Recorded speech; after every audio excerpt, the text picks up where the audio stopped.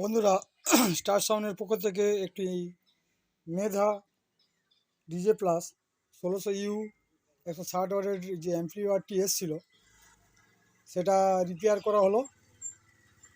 বন্ধুরা দেখতে পাচ্ছেন এই যে মেধা কোম্পানির যে ব্যাটারি কানেকশান ছিল প্লাস মাইনাস অর্থাৎ নেগেটিভ পজিটিভ তার একদম সরু ছিল। আর জানি না কাস্টমার ওরা উল্টোপাল্টা কানেকশান করেছিল কিনা ইউনিট বা বক্সের, কারণ তারগুলো এত হিট হয়ে টোটাল বন্ধুরা দেখতে পাচ্ছেন তারগুলো শর্ট হয়ে একদম পুরো পুড়ে গিয়েছিলো, এক জায়গায় তাল হয়ে গিয়েছিলো এবং তার জন্যে ভোল্টেজ ড্রপ হচ্ছিলো এবং শর্ট হয়ে যাচ্ছিলো এবং ইউএসবি প্যানেলের ভোল্টেজ ড্রপ হয়ে যাচ্ছিলো। তার জন্যে অটোমেটিক্যালি ইউএসবি থেকে বক্সে বা এফএমে চলে যাচ্ছিলো এবং গান বন্ধ হয়ে যাচ্ছিলো। এখন সেটটি সম্পূর্ণ রিপেয়ার করা হয়েছে এবং সমস্ত তার পাল্টে দেওয়া হয়েছে, আর কোনো সাপ্লাই ড্রপ হচ্ছে না এবং দুটি মেন ট্রান্সফর্মার এবং আউটপুট ট্রান্সফর্মারের ভোল্টেজ চেক করা হয়েছে আর ড্রপ হচ্ছে না। ট্রান্সফর্মারটা সম্পূর্ণ ওকে করে দেওয়া হয়েছে। হালকা একটু টেস্ট দেবো, কারণ বেশিক্ষণ টেস্ট দিলে কপিরাইট করবে,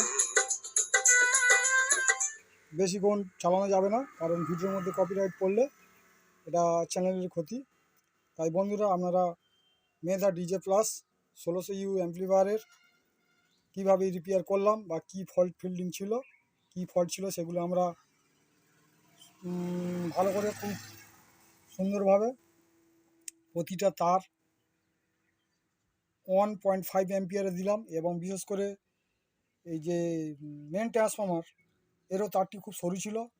কোম্পানি কেন জানি না এত বাজে সরু তার দিয়ে করেছিল, একটু 1.5 অ্যাম্পিয়ার তার দিয়ে যে কানেকশান বা ওয়ারিংগুলো করা দরকার ছিল তাহলে খুবই ভালো হতো।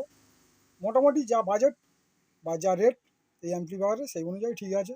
তা আজকের বন্ধুরা, আপনারা অ্যাম্পলিফায়ার সার্ভিসিংয়ের ভিডিও এই পর্যন্ত শেষ করলাম। সবাই ভালো থাকবেন এবং প্রত্যেকে লাইক কমেন্ট করবেন এবং চ্যানেলটাকে এগিয়ে নিয়ে যাওয়ার জন্য বা সহযোগিতা করার জন্য আপনাদের প্রত্যেকে সকলকে ধন্যবাদ জানাই এবং প্রত্যেকের কাছে আমি কৃতজ্ঞ থাকবো। এই বলে আজকের ভিডিও এখানে শেষ করলাম। মেধা ডিজে প্লাস, এরপর থেকে লাইট পড়ছে দেখা যাচ্ছে না। তা যাক, আজকের এই পর্যন্ত বন্ধুরা, সবাই ভালো থাকবেন, ধন্যবাদ।